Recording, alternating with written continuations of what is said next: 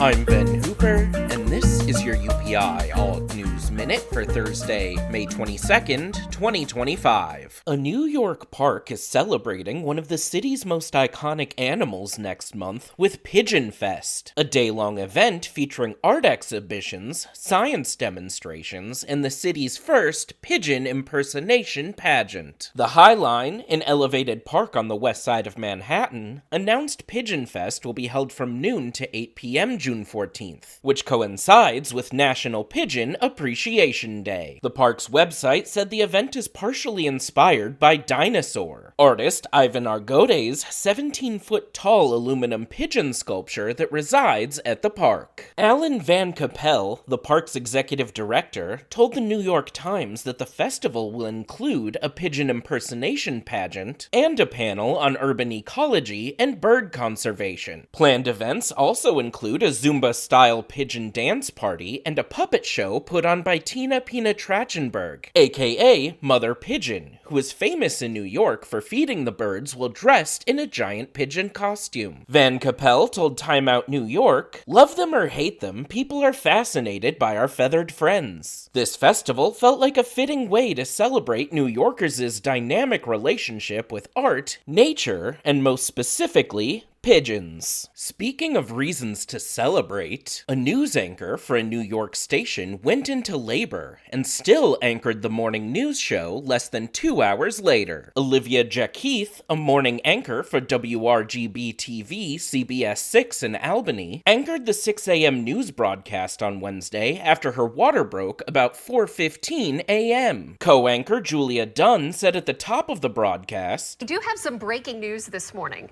Literally.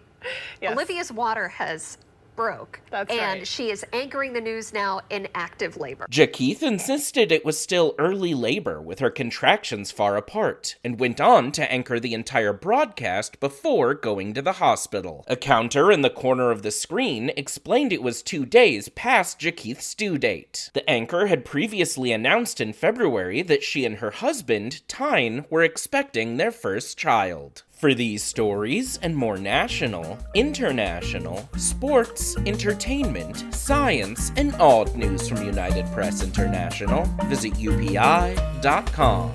Follow the UPI Odd News Minute on YouTube and TikTok. What underappreciated animal do you think deserves a festival? Let us know in the comments.